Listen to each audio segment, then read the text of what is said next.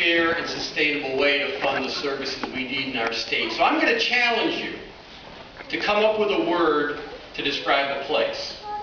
A place that for 30 years has denied a quality public education to most of its kids because it won't waste the money to fund it.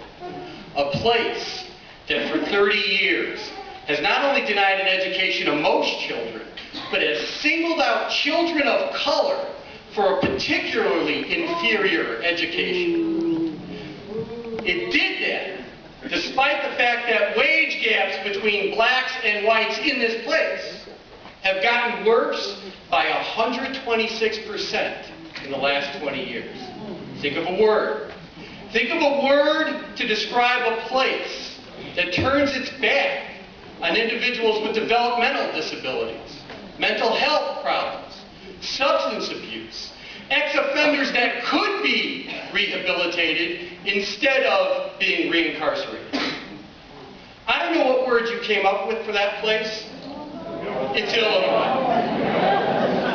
And the reason we've done all these things has been for over 30 years, our tax system simply didn't work. It didn't work.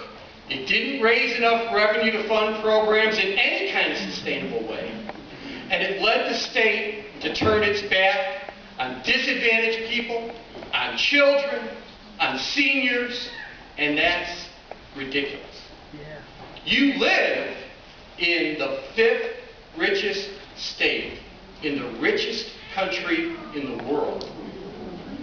We have an economy of over $630 billion a year. And we can't raise $6 billion for public services? That's 1% less.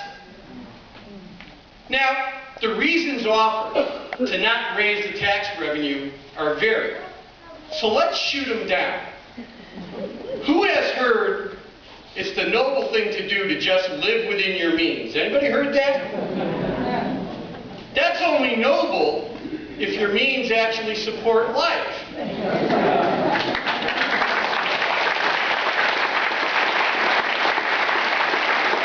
you have a family of 4 kids, is it really noble to only feed 3 and pick which one starves? No! That's the excuse. How about we spend too much? No! If you adjust for inflation, we are spending $1 billion less today than we did 10 years ago. $1 billion less. Does that sound right? No. Let me give you more context. We are the 5th richest state. We rank 45th in spending. We aren't meeting needs, and our tax system is so poorly designed, we can't afford to rank 45th in spending. We got to cut more or raise revenue. So any elected official that tells you the solution going forward is cuts, ask them to be specific.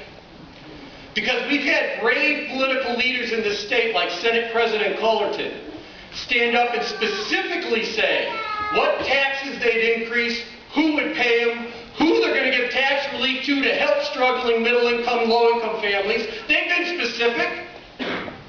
Ask them to identify those programs in education, health, and human services they've cut, because that's 85% of our budget. Those 3 things, that's what would have to be cut.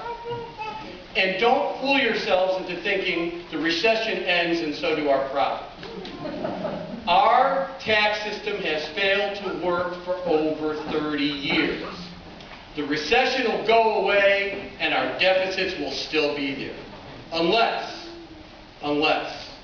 we rally together for a responsible budget, a budget that raises revenue, invests it in education, health, human services infrastructure, grows our economy, creates tax fairness for low and middle income families. Oh, and by the way, only taxes 1% of the economic activity in our state. Time to make that a reality. We will all do better with a responsible budget, and I really appreciate you helping make that a reality.